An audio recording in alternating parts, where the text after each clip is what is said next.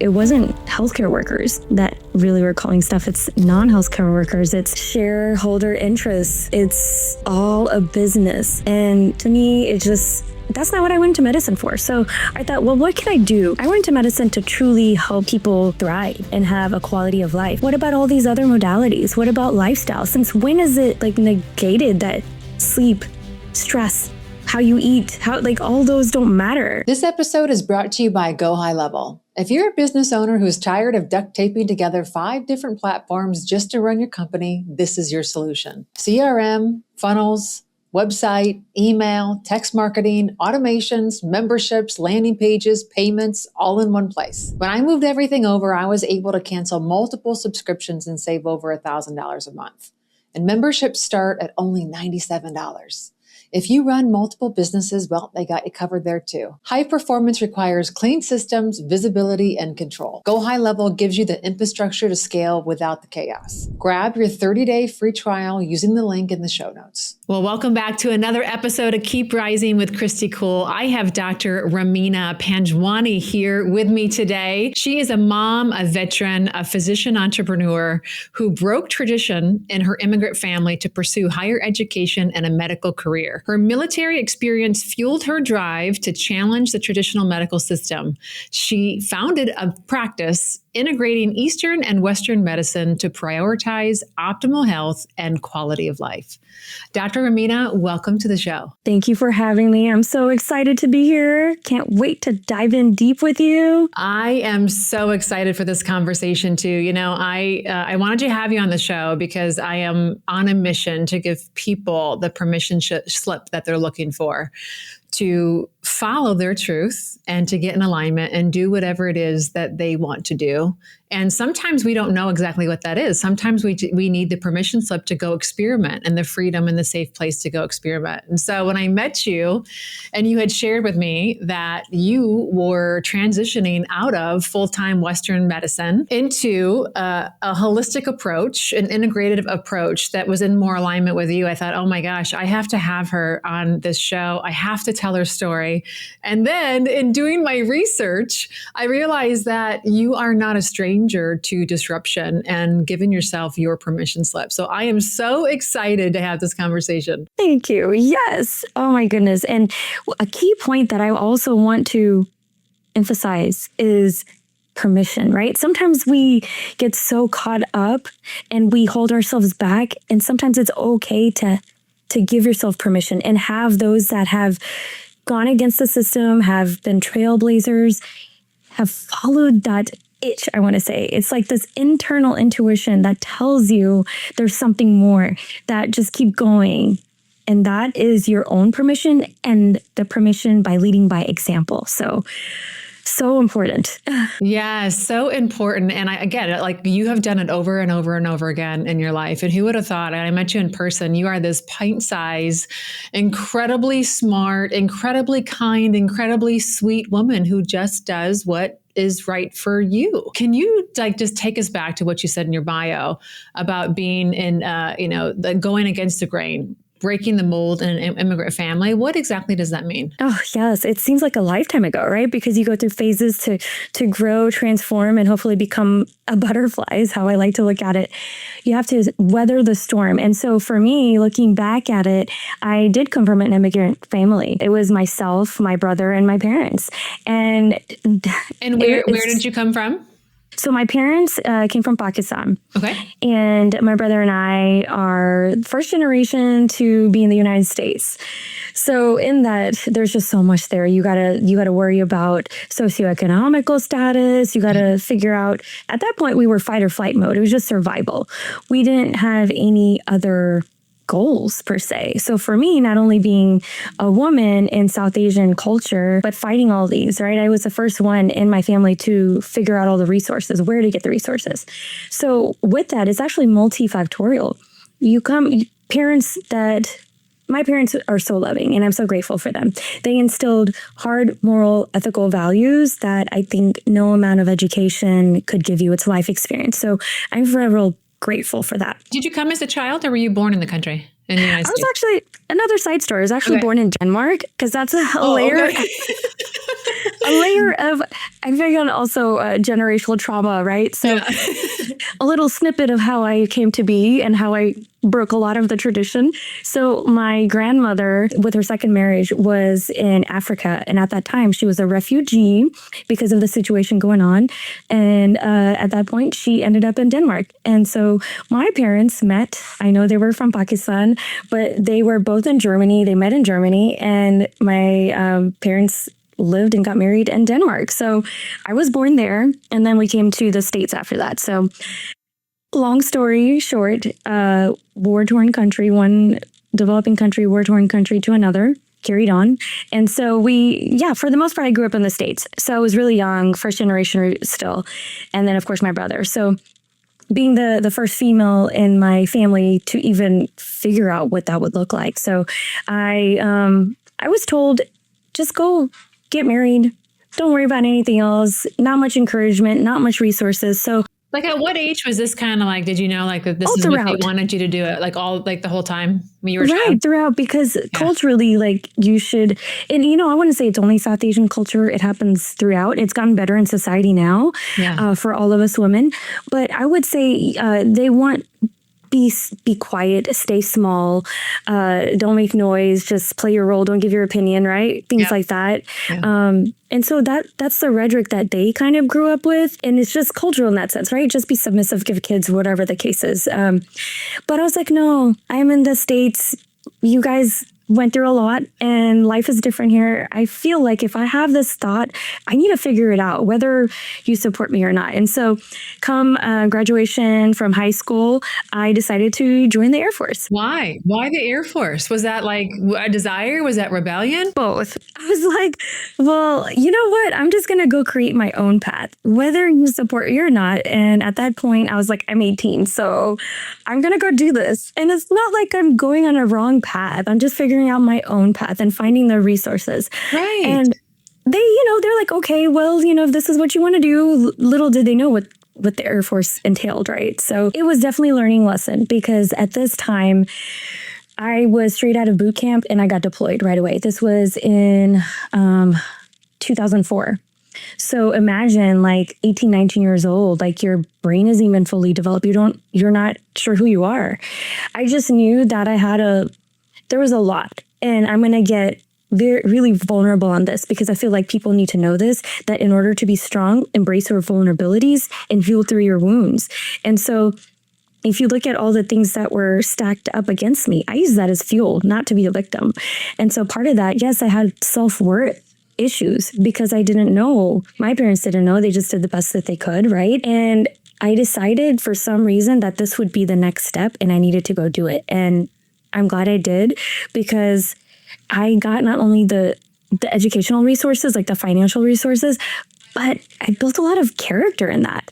And I remember this turning point. I was in Iraq in the battlefield, and I was surrounded by sandbags, and it was this huge explosion. It hit 4 gas tanks and it was really close to me. And I'm like, that's a miracle. God saved me in that sense. And it was that point, that turning point, the first turning point, that I decided, you know what? I'm not going to get in my own way. I'm going to make the best of the rest of my life. And I'm going to get the tools, because one of the tools is, well, get an education. If all the people around me at that time were the wrong people, including family, that said that you couldn't, that you're not worth this or that, that's not my narrative. I can change my narrative. And so I did. So when I got back to stateside, I was like this brand new person at 19. And I had it's grit. It's like, I was on a mission. I'm going to get educated so no one can tell me otherwise, and figure out how the tools to outsmart, to figure out how to break generational trauma. And it was just much more than that, because there was a dream inside of me that thought, I want to be a doctor, but I was told I couldn't. I didn't have the resources, but it changed. So then when I got back, I was like, okay, And that was a mission on its own, because part of my holistic healing journey happened here too, because I didn't know. And this shines a gap on conventional medicine, right? And there's so much we could highlight too, but specifically when you look at a whole person and root cause, conventional medicine is a bandage approach, which, yes, as you see, yes, I'm picking up a shift in the hospital, putting bandages on emergent situations, right? Like you want to put a bandage on heart attacks, strokes, if you're bleeding out, but you want to thrive. And so what happens is you build up all the experiences, all the things build up. And so it can show up in different places. And so, for instance, where I'm going to highlight and get into this is mental health. That's a big one. And it is so complicated, because when you look at all the previous examples I just brought up, they start leaking into your everyday life at some point. Whether you figure out how to resolve it, it will show up, right? And that's the same thing as any health imbalance that eventually shows up if you're not preventive, right? So let's fast forward. I decided, okay, well, you know what? I feel like I need to go be a doctor. I feel like that's what's next. And I'll be the first in my family to go get an education, period, and see what happens. So I got my undergrad, got my military veteran stuff to pay for all that, my GI bills. So did that, I went to grad school. And this journey is important. I started noticing in undergrad, I started having panic attacks, and they started showing up out of anywhere. And those of y'all listening. Out of anywhere? Like there were... Wow. They would come out of anywhere, maybe after taking an exam, and it would pop up because I would be triggered, right? And so those of y'all that have felt it, maybe it's common for people, like maybe while they're driving, you get short of breath, you feel like you're having a heart attack, your vision closes in, like you don't know what's going on. And a lot of people do show up at the hospital. They're like, oh, I'm having a heart attack, but don't. And what happens is you'll be told by a conventional doctor, oh, it's in your head, everything's clean, but it's not. And there's so much more in a holistic sense with science-based evidence that you could get the tools to do that. So my healing journey started getting better at that point, because yes, initially I did everything possible, like to get the help to figure out what was going on. And I was just throwing bandage approaches, right? Medications that weren't helping. Yes, sometimes it's important, but not for me, not for that point. Maybe some conventional talk therapy, but it wasn't until I started getting into yoga, breathwork, meditation, and actually using the tools that regulates your nervous system. Yeah. Because that's where I started to really understand how trauma is interpreted. You do get generational trauma, and that's inherited, I want to say about 5 generations. It's insane, right? It gets into your genes and your epigenetics and your DNA. Yeah. But it's up to you, right? To decide with all these factors to turn on or off certain switches. So I really started getting into that, and I started using that. So I use those tools to help me get into to get through all the testing required to get into medical school, got in. Did you ever figure out what the root was of the panic attacks? Like what was triggering? Yeah. It was all my inner child. It was all the things that I grew up with. And I realized it was my own self. Was it? Fear of failure, fear of not being good enough. It's all that things that at some point we all have done and maybe still shows up. And if you have the tools to push past, it's just like you were saying, it's like new level, new devil. But those are the things that get instilled in you in those key developmental age ranges, and it could show up. So when you said like you were triggered, I'm so fascinated by all this stuff. And I feel like there's people that are listening that could really benefit. When you say like maybe you just finished an exam, do you think that the panic attack came because like fear of what the result would be? Like, did I do good enough? Is that fair to say? Part of that, yeah, that was part of it, and other things that just piled up. But it also, I want to tie into, there's a lot of high performers too that I'm sure come across this too when you get into your head too.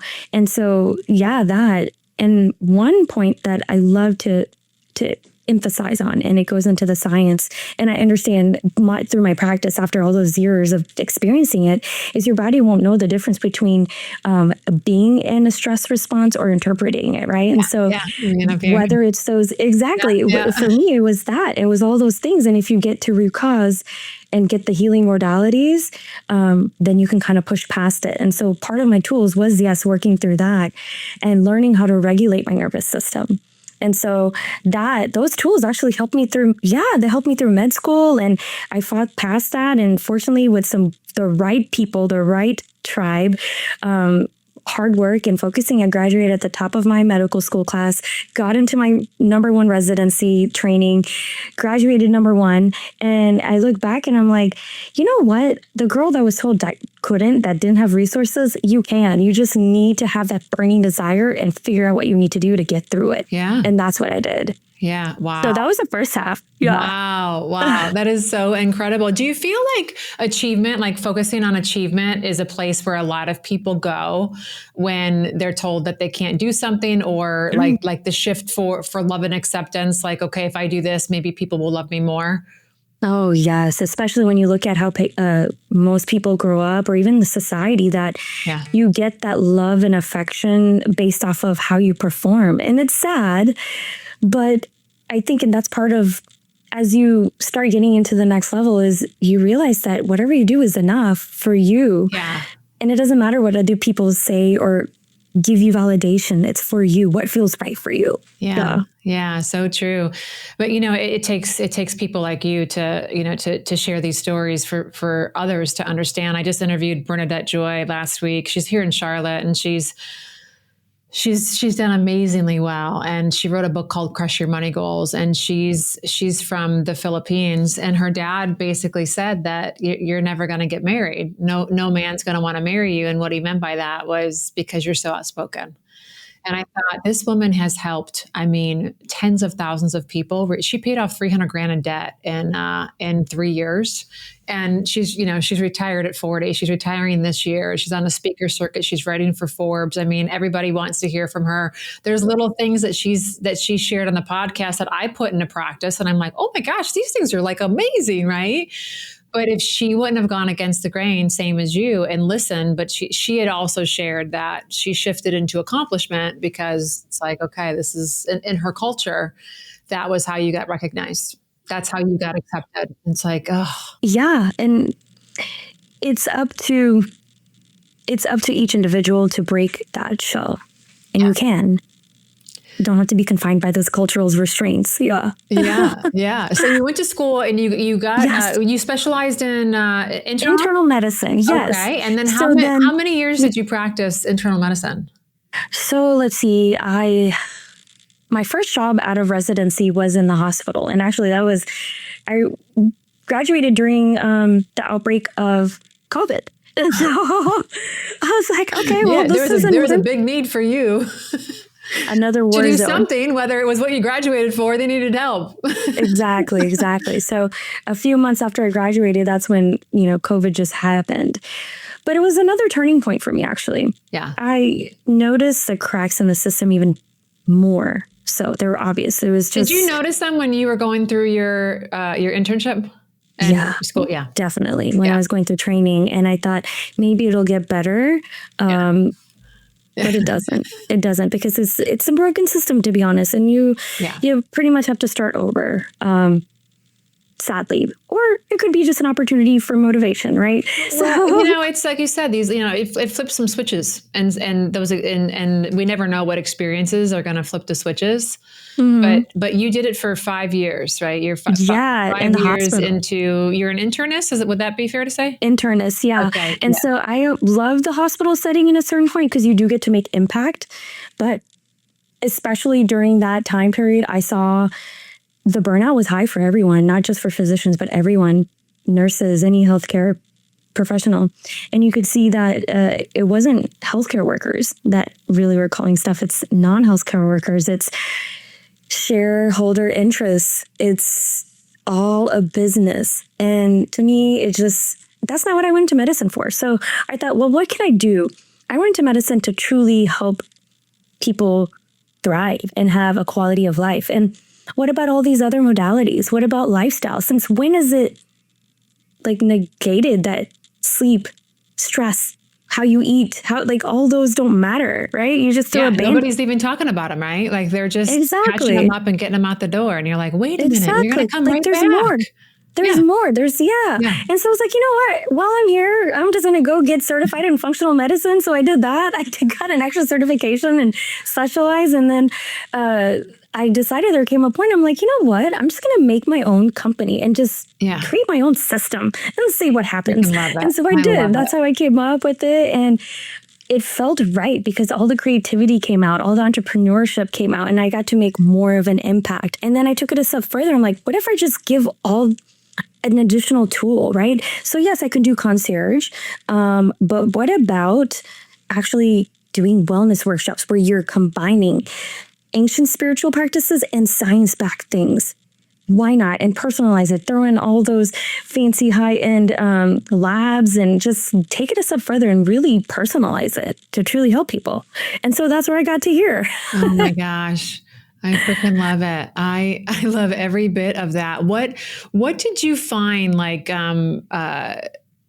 you find that anything in Western medicine is tries to get to the root? Like do people do they actually think they're getting to the root, or I think with the limited tools. So when you look at part of what resources we learned in training in medical school, it's limited. So we think we're getting to like the common root causes, right? Yeah. So, but the framework is limited. So when you take the functional medicine lens and you truly look at other aspects of getting to root cause, I think there's more work that needs to be done. And it is slowly in different fields, international medicine, slowly.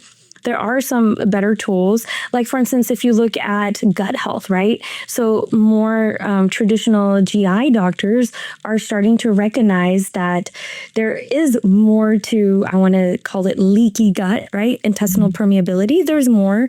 There's microbiome imbalances. So I think they're recognizing that there are these phenomenons, and a lot of them, some of my colleagues, actually, I would say they're embracing this. They're like, oh man, I wish I learned about this. This is great.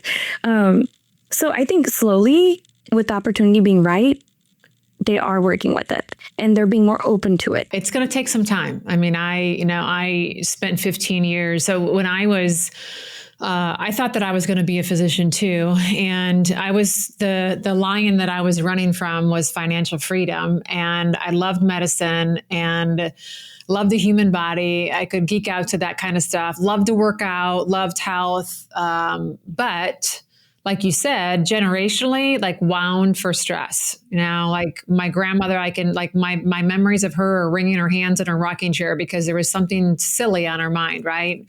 That was how I grew up. My mom is no different. And that, so, running running towards financial freedom, running from scarcity, I did the best that I could in landing in med device. And I chose med device because I could still make an impact. It was financially lucrative. And I chose it because I started shadowing doctors and realized that I was like, this is back when they let anybody in the OR, and I'm like in college and I'm in the OR watching, and I don't even know if anybody knew I was there. And I'm watching them spend all the time while they're operating on this patient, fighting with the insurance company, on the phone to get approved for the next one. And it's like that's not what they signed up for. And then I saw how much money there, and I'm like, oh my gosh, like this is just not right. But I didn't realize that you could have financial freedom and peace and joy and happiness too. If you could just, a lot of people I think are that way, where they think that, well, financial freedom comes with this level of stress, or that this level of stress is just normal. And it's not, and maybe it may have been your norm, but it's not your norm. It doesn't have to be your norm. And at any given period of time, like you could make the decision to explore. And there's so much to explore. So much. Nutrition, breathing. Yeah. Oh, absolutely. And especially like you said, people think that that's normal until they know that you don't have to feel like this all the time.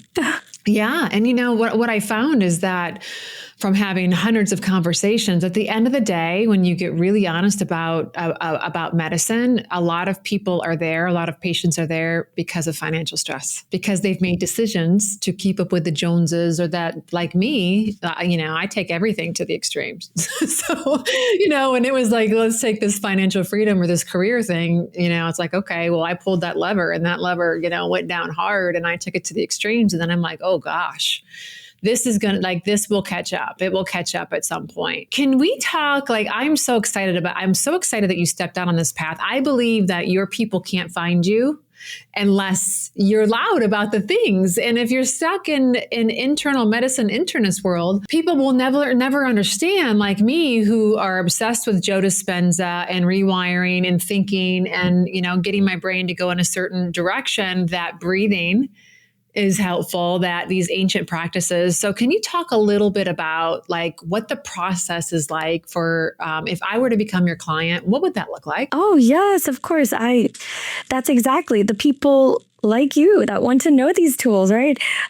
So I could be found, a lot of this has started out with word of mouth, and then I started speaking, doing wellness workshops, making connections, podcasting. And so people find me through that too. Once people find me, they can either connect through my website at www.drremina.com, and we can set up a discovery call. They can Instagram message me.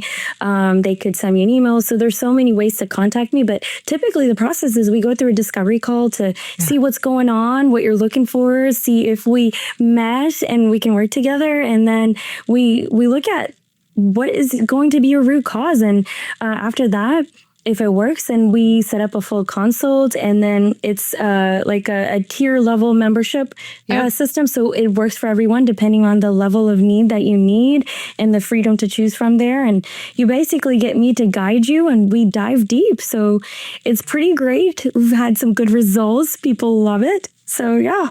You're not stuck. You're just not operating at your next level yet. You already have the ambition. You already have the capability. What you don't have is a way to access it consistently. That's what Unleashed is designed for. A 12-week high-performance system built in 3 phases. First, alignment.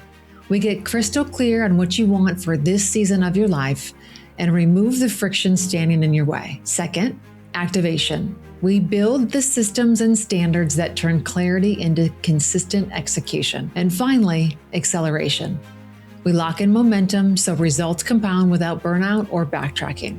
Together, we remove the friction, rebuild your execution, and create momentum that actually lasts. If you're ready to stop tapping into your potential occasionally and start living there, go to unleashedwithkristy.com. The next group starts April 28th. If you're hearing this after that, you can join the waitlist for the next one. Keep rising, my friends. You're so much closer than you think.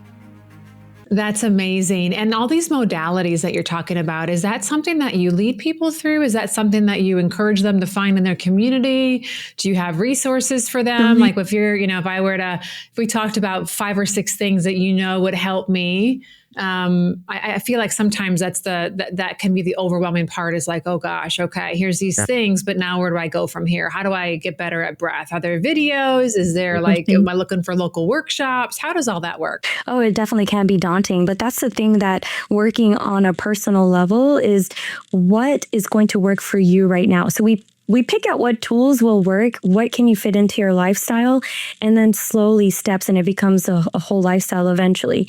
But I usually walk through, so if you're new to breath work, meditation, I will teach you that.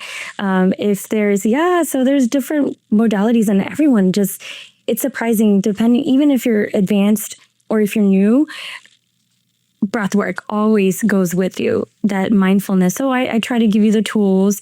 And if you are interested if you're local to Dallas-Fort Worth, or if there's an upcoming workshop retreat, then we can actually dive deep on wellness retreats. And those are different because you can have an experience, right? Which is good too, right? Everybody wants to do like simple yoga, meditation, have some fun outside, and maybe sound bowls, but to do a deep dive of work, we can actually work on like inner trauma. So I team up with my business partner, and I'm the functional medicine doctor, and she is trauma trained. So we dive deep together, we combine.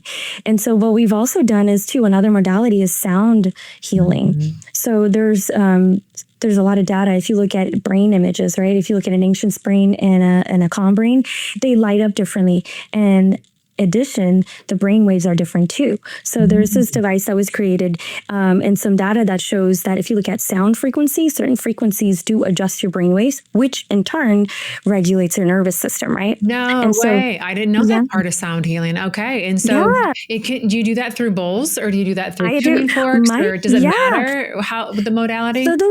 So there's different ones. I personally use sound bowls. Yeah. The drumming Yeah. There's a certain beat of drumming that has been very successful too. So if you ever that's one of the workshops. So we combine the sound bowls, guided meditation, as well as the drumming, and it puts you into the theta state, the brainwaves you want.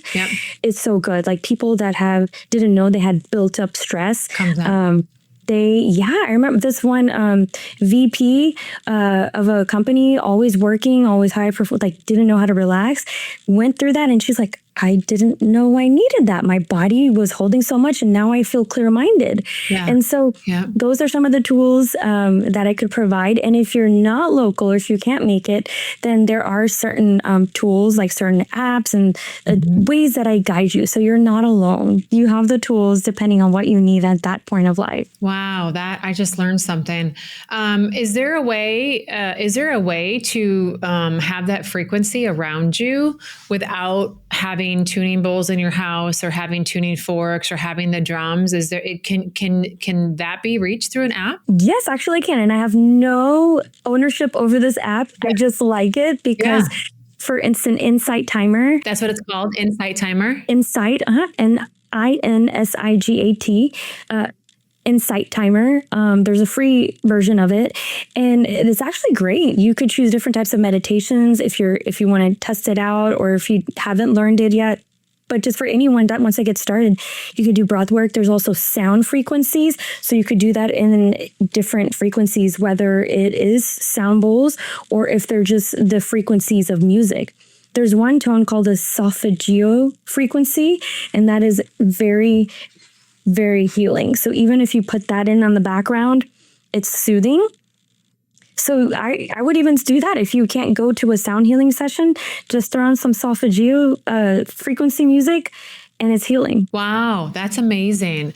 I love giving people real-time things that they can do. And, sometimes if you can get started, then the path opens up. I have a gal, my next group coaching is my Unleash program is starting next week. And, people, sometimes I'm in conversations with people for a year, and when they're ready, they're ready. And then when they're ready, and you give them something, I mean, if they're really ready, they're just hungry. They're really hungry, and they're looking to take it to the next level. So I love that if you can introduce somebody as easily with an app now. And I heard what you said is that, it is what the person can handle at that time in terms of what doors do they want to open, and how much time do they have to go after this. I feel like oftentimes people that are busy, and I don't think anybody's not busy right now, but oftentimes people think that I'm going to have to go on the sidelines to be able to figure this out.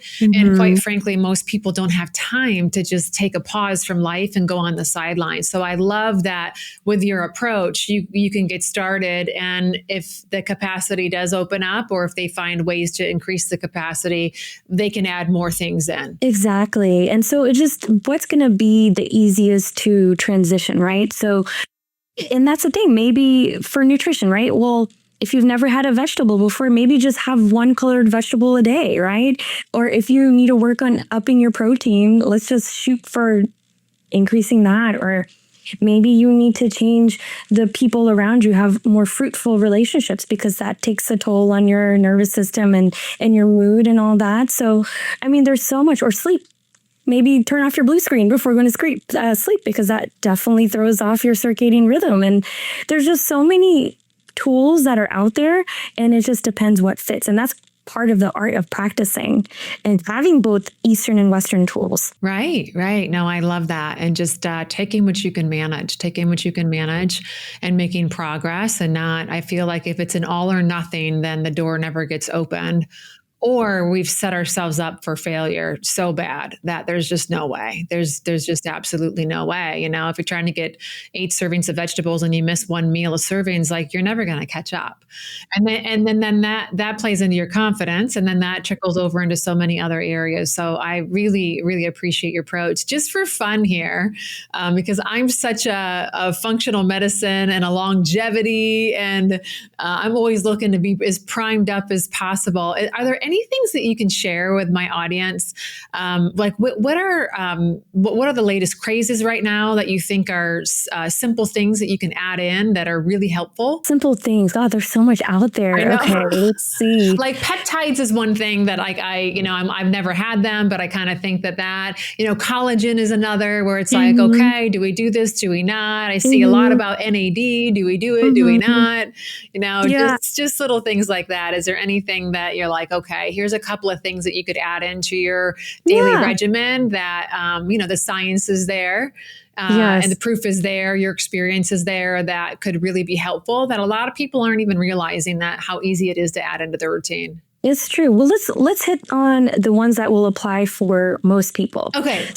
Let's do that. So you mentioned NAD. Oh, so good. I highly recommend getting an NAD supplement. It helps with longevity, helps your cells. Liposomal, not liposomal, does it matter?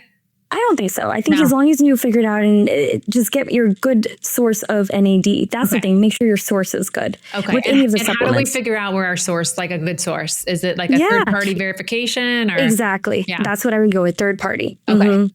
Yeah. And they do a lot of testing to make sure there's no like metals and other fillers and stuff. So as long as it's a good quality, NAD is a good one. Okay. Also, I would say, just going back to like simple, almost everyone is deficient in vitamin D, and you want to make sure you take the vitamin D3 form plus the K2 for absorption. Got it. So that's something people kind of miss out on the form of vitamin D. Yep. So I would say pretty much almost every American needs vitamin D3 plus K2. And can you take too much of vitamin D? You can. And so if you get tested, you want to be in optimal range between 50 and 80 of the blood level. And so you could make sure you titrate between that. So that's going to be ideal. That ties into so much. It helps with hormone balance, your mood. I mean, just you name it. Vitamin D3 is amazing, a must. And then I would say another one, magnesium. So especially for women, I always forget about that one. Yeah, magnesium glycinate, especially if you titrate up to 500. I gotta write that down, glycinate, because there's a lot of magnesium. There's a lot of words after magnesium. Glycinate's one option. Yeah. Yes, it helps with so much. It plays into so many of your biochemical pathways, your mood, your sleep, pain. And for women especially, if you titrate to 550 milligrams per day, it is protective for your brain. Oh, I'm right. And that is so important, especially when you get to perimenopausal age. Okay. And what is perimenopausal age? Yeah. So a lot of times, conventionally you'll be like, okay, at 50, 51, you're going to average to be menopausal.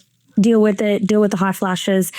But what data shows is about 10 years before you start having the symptoms. And so even women in their 30s, like I'm full discretion, I just turned 40. And so you probably notice maybe in your mid to late 30s, you start noticing a shift. Maybe your menstrual cycles are more painful. You're more grouchy. You just don't have the capacity to deal with That's nonsense. You say that because my menstrual cycles are more painful. I'm telling you. And it's because what happens is into your mid to late 30s, your hormones start declining because remember, you're coming into that age range of, perimenopause and then to menopause, right? And so there's so much information now. There was misinformation for a period of time that if you do hormone replacement based off of a study that was kind of flawed, it scared people to thinking that if you take hormones, you're going to get cancer. Yep. And so that's why women are like, oh gosh, I guess I'm doomed. And so you start ignoring it. But the study was flawed in that they used part of the medicine they used was horse urine. Yeah. So that's not bioidentical at all. And so seriously.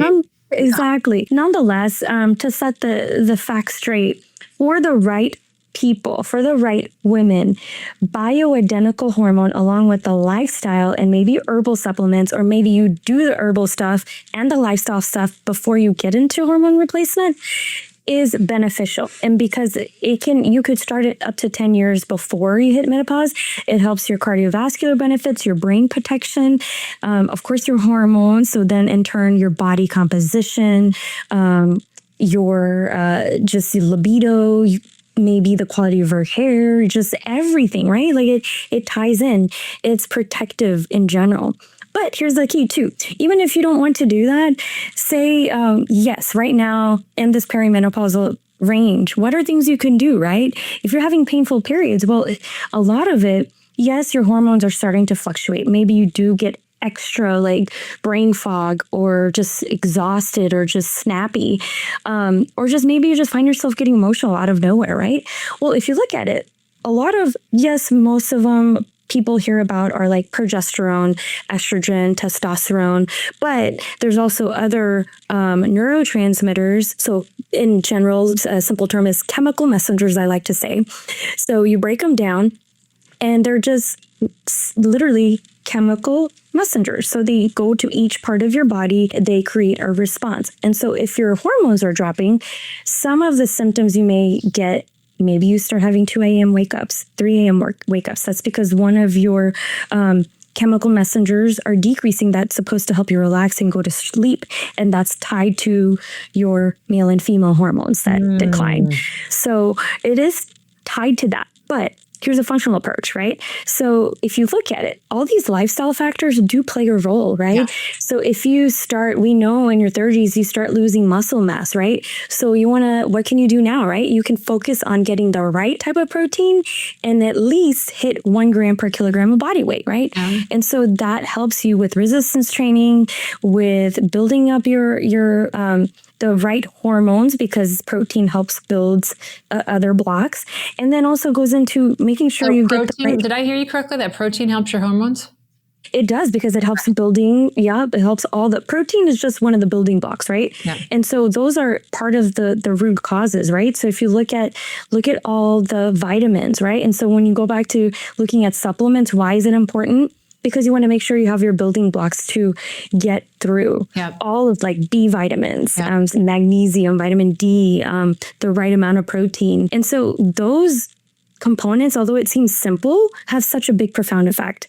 And so if you take that approach and you prepare yourself to be truly preventive, you can prepare for that hormone shift that all the women are going to go through. And that's part of it, We're right? not immune. We're not immune. Exactly. It's going to happen. Yeah. Exactly. Well, and I love your approach again, and the way that you ask questions and marry like what you see in the labs and what's going on with the person and what you've put into practice too, because having gone through a similar experience, it's like, I used to wake up at 2 a.m., 3 a.m. And then, and it was back in the day, it was probably stress. You look at Chinese medicine chart, what's really happening, what's cleaning out at 2 or 3, if you believe in that. Okay, you can kind of look at that. Liver, what's happening? And then it's like, the stress has been reduced. Okay, well, shoot, now it's hormones. All right, well, now I'm having hot. Okay, now it's happening.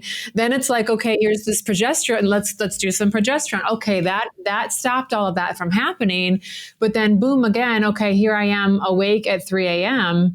And, but I will tell you that for me, everything could be dialed in, but then it's more behavioral.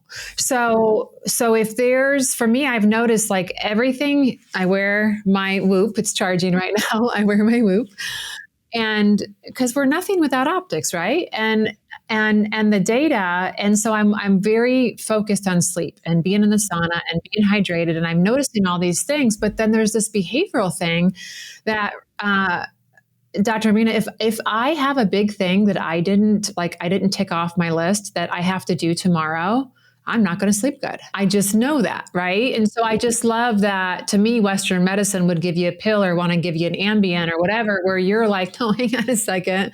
First of all, we all have to remember and realize that there's probably not a one and done. And there may be, but we don't realize how things shift and change, A, in our body chemistry and hormonally, but then B, what's happening in our life too.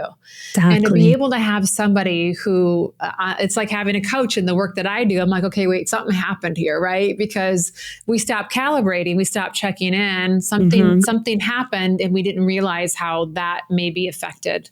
And maybe it was just time of life. Maybe we just got older and things shifted. So I love that you look at the holistic approach. To me, you're up here going, okay, there's all these things, but let me see what could potentially be playing into this. Exactly. And it's a journey. That's what I want people to realize is like this, if you're going to win this game of optimization, of feeling as good as you can every single day, it's a practice. Oh, it definitely is. Yeah. And I love that you mentioned the behavioral, because that is, we're complex. Yeah. We're not just a body of organs, we're mind, body, and spirit, right? Yeah. And so when you, even taking it scientifically, right? Because I love to add the data, the advanced tools, especially hormones. But even if you're stressed, your cortisol levels up, right? That main cortisol stress hormone, well, it pulls away from your male and female hormones, right? Because you're in fight or flight, you're in stress. Well, you're not going to want to rest. Cortisol's high when you're stressed, then you could be in a deficit with estrogen. With your hormones and everything, right? Okay. And so, yes, you definitely want to balance that out. Because regardless of what you do, you're going to keep depleting that pathway. So yes, that's a really permission. Good point. So like if you're fine, but then you go into like a stressful period of time, that may be time to like be a little bit closer with your labs and with your doctor and be like, yeah, okay, we got a really busy time going on. Exactly. Right. Like that is, it's hard, especially for people that want to go, but the permission to pause and rest, because you're balancing your body out for the long term. Yeah, it's always going to catch up. I remember years ago when I was working with my naturopath, she would always say, how do you feel, before she'd even tell me what the results of my labs were, because she's taking everything into consideration. And then after a while, we got to know each other really well. I'm an adrenaline junkie. I love it. I just do. I love it. Like and for me, I'm like, if one's good, 10's got to be better. Let's just start with 10 miles. Why start with, And so I've learned, trust me, because we've taken it right here. But I remember this one time I got my labs tested and she's like, I said, how are you looking, Kirby? And she's like, well, how you feeling? And I was like, well, you can just hit me with it. I said, you know me enough by now. I said, life is going really good. It was a couple years after I left corporate. I said, but there's a high possibility that I'm being fueled right now by adrenaline and success. And I said, how are my labs looking? She said, not good. And I'm like, okay, is there a cliff in my near future? And she said, yeah, if you don't stop what you're doing, you're going to fall right off that thing. So, it's just, I know enough now and even with wearing this Whoop, it's like, I'll feel really bad. And then what I realized is I was trying to make sense of like what I do last night or what I do yesterday. And you know what? It was like 5 days ago. It was like, because the Whoop gives you like this recovery score. Oh, yeah. And if my recovery was low, I just would keep stacking these like intense workouts. And then that would get me so low that it would show up 5 days later. And I'm like, what the heck just happened? Right. And so now I look and I'm like, okay, you got to back off today, Kristy. Oh, that's such a good point to make there too, because people think that, oh, you have to go exercise hard. Like, oh, let's do high intensity. Let's run. But to that point, your body needs to recover because it's throwing all your stress responses off. So maybe do something gentle. Maybe do yoga, breath work, or just, regulate your nervous system. Just give yourself permission. That was one of the things that when I started working with her 8 years ago, I was in corporate and she said, one full day of rest. And I'm like, okay, I can like have a movie on and be on my computer on the couch. And she's like, that's no. Like rest means your brain too. Like exactly. No. I'm like, okay. Like full rest, active recovery is what I like to call it. Yeah. Okay. So one last question while I have you, I just have to selfishly ask for myself as and maybe it's part of what you're talking about with this perimenopause thing. I'm 44. And you look great. Thank you. I'm going to go down kicking and streaming, man. We're going to, I want the NAD. I want the everything. Oh God, we could talk all day on like all the stuff that's on like do this, do that. Yeah. I think we should do like a part 2, just based off of beauty and anti-aging. Let's do it. What about elasticity of skin? Like I am noticing all this sudden. I'm like, wait a second. I am just noticing like places where my skin is not as elastic as it used to be. And it is really freaking bothering me. That's a good question too. And it goes back to as your hormones shift and decline. So yes, you could do a good quality of collagen, but this is actually a really cool tool. There is this pharmacist and I cannot remember her name, but she created this topical estrogen cream. Oh, so it's not systemic and it helps boost your, I would say because we're in our 40s, it's actually pretty good to add in just a little small dose of topical estrogen. And that is probably going to be more effective because the studies in that, I'll actually have to send it to you. I can't remember the We'll put it in the show name. notes. No worries. We'll put it in the show notes. And again, I don't have any stock in this. It's just, I like it. It's a good product. It's studied. It showed that it's improved wrinkles because it's a small dose of estrogen for the topical, for your face. So it absorbs it. There's also topical progesterone. So for instance, if you're getting like breast tenderness during, before you're about to have your period, or if it helps you sleep a little bit better, because we know that progesterone adjustments can affect sleep. So you could put that topically on certain areas of your body. And so it doesn't get systemic, but it helps alleviate some of the symptoms. And so I would say for wrinkles, especially in this, in our age range, yes, you could take like a good collagen supplement. That's good. It also helps with your hair, skin, and nails.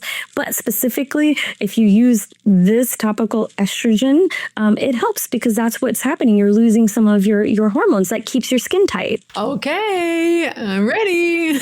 Yay. That was $1 million advice right there. I cannot thank you enough for being here. I know that you are incredibly busy transitioning from Western medicine. You've made the decision. You are not full-time anymore and going full-time in your holistic practice, which I cannot wait to see all the people that you help. Can you, with closing comments, would you mind just sharing? You make it look so easy to anybody who is waiting for permission, anybody who, is looking at their life and saying like, well, I should be grateful for all the things I have. I find a lot of time as women, we go to, I should be grateful. People have it worse than I do, versus going, yes, however, I am grateful, but I have this burning desire to go do the thing too. What would you say to that person that is just trying to not rock the boat and be okay with their life? Oh gosh, I feel like as women, we've all been there at some point, right? But you have that choice. If you're having that feeling, the first thing is lean into it. Do it because you're having that calling. And honestly, life is too short. Life is way too short. I know that sounds cliche, but it is. Like, you see people dying. And yes, people do not get this opportunity as we do here, right? So if you could make one decision to get closer to your goal, even if it's just planning, just start. I think starting small and then slowly getting bigger steps is what will inch you forward. And yes, it starts with mindset. You give yourself permission, because if you don't want to live this as a regret. So give yourself permission. You have a calling. Follow it. Don't shut yourself down. And then figure out the tools that you need to get there. That's my biggest point. Yeah. Thank you so much for sharing. And I've done the research there. The data shows, and I know this because I do this every single day with people, but it's always nice to see what the greater numbers show. Just putting a plan on paper reduces so much stress. And that's what we're talking about here, I believe, with all this health stuff, right? Is the stress, and that we feel stuck and we don't really feel like there's a way out. It's going to catch up with you. It's going to be that parachute that, you're trying to run, but it's pulling you back because you have that burning desire. Just putting a plan on paper, and nobody has to know about it. Put a plan on paper, and like you said, just start to make your way. Maybe you hire a professional, maybe you find a mentor, maybe you find somebody that you can trust, a friend that you can talk to, or a colleague, but start to inch your way forward. And what I find is that you're so much closer than you think. You really are so much closer than you think. So we will put all of your contact information that you were so graciously to share earlier in the show notes. Thank you so much for being here. It is such a pleasure. Thank you so much for having me.